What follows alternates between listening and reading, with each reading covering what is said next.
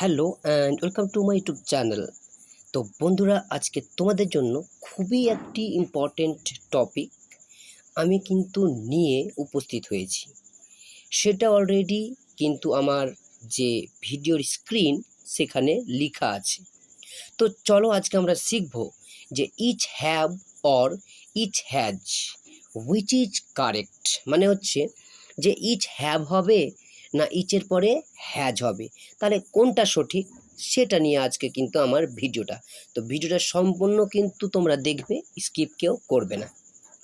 তো প্রথমে আমরা শিখব যে যদি আমরা দেখি যে দুটি সিঙ্গুলার নাউন মানে কি, যে ধরো পেন এবং পেন্সিল, যদি দুটি সিঙ্গুলার নাউন ইচ দিয়ে যুক্ত থাকে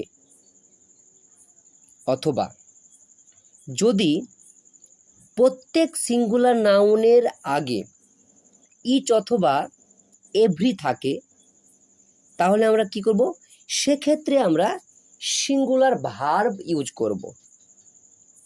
আবার বলছি, যদি দুটি সিঙ্গুলার নাউন মানে কি, ধরুন কি আমি এখানে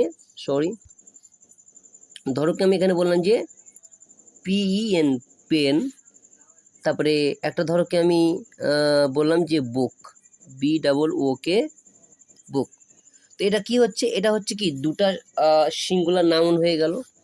তো দুটো সিঙ্গুলার নাউন যদি ইচ দিয়ে যুক্ত থাকে অথবা প্রত্যেক সিঙ্গুলার নাউন যদি নাউনের সামনে ইচ অথবা এভরি থাকে, তো সেক্ষেত্রে আমরা কি করব, সেক্ষেত্রে আমরা কিন্তু সিঙ্গুলার ভার্ব ইউজ করব।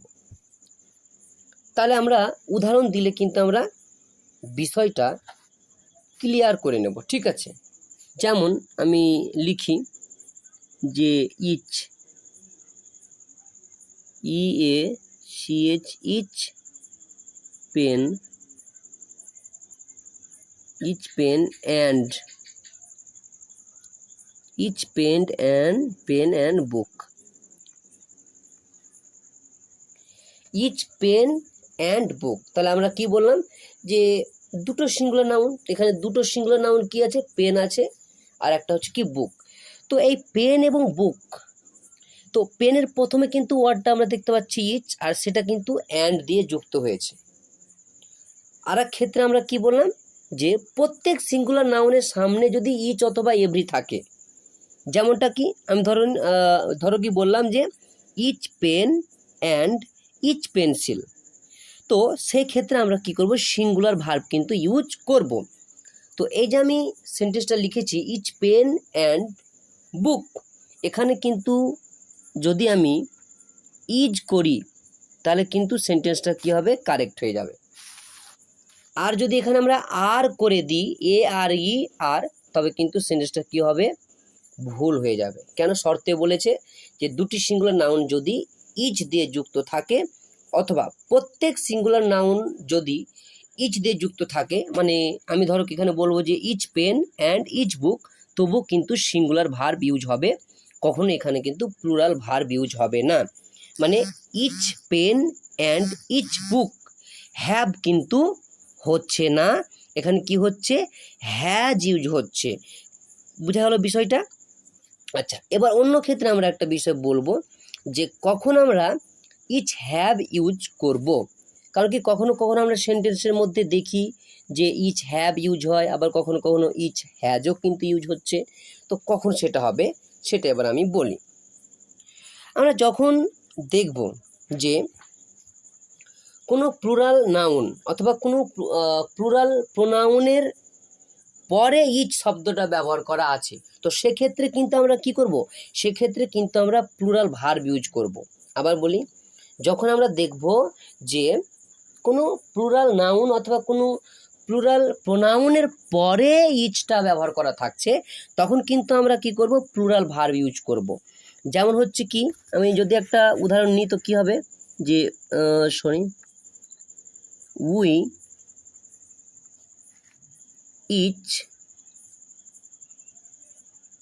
We each have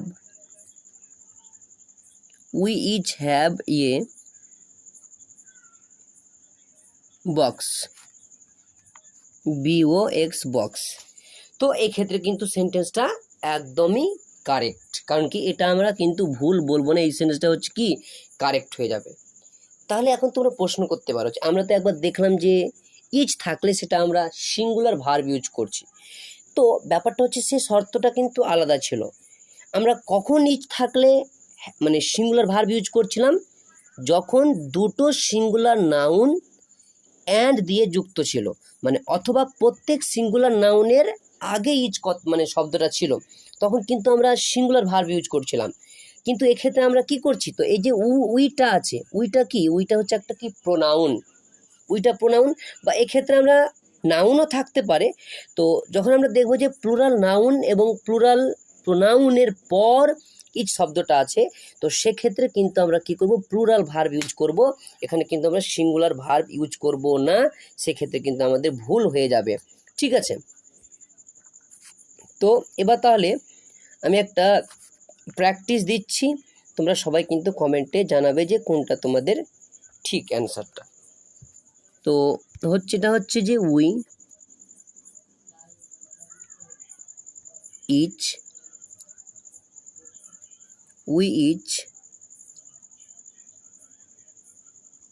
have a pen.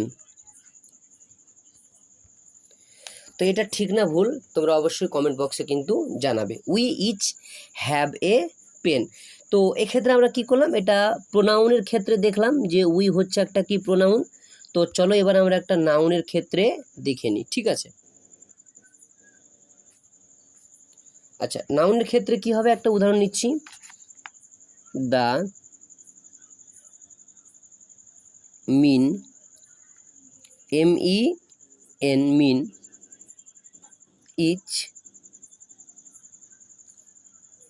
Has a watch,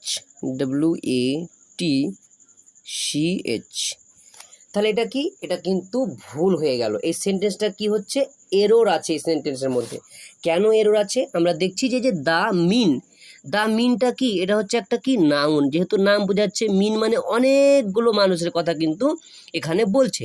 এই যে মিন আছে, মিনের যে সিঙ্গুলার নাম্বার সেটা হচ্ছে কি ম্যান, মিনের যে সিঙ্গুলার নাম্বার সেটা হচ্ছে কি ম্যান।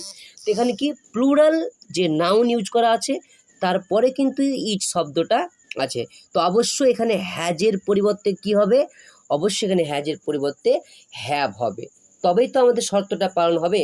তো বন্ধুরা ভিডিওটা কেমন লাগলো সকলে কিন্তু কমেন্ট বক্সে জানাবে, আরও যদি প্রয়োজন পড়ে এ ধরনের ভিডিওর তো কমেন্টে বলো, আমি নতুন আবার ভিডিও নিয়ে তোমাদের কাছে কিন্তু হাজির হয়ে যাব। ধন্যবাদ, সকলে শেয়ার, লাইক এবং কমেন্ট করে দাও।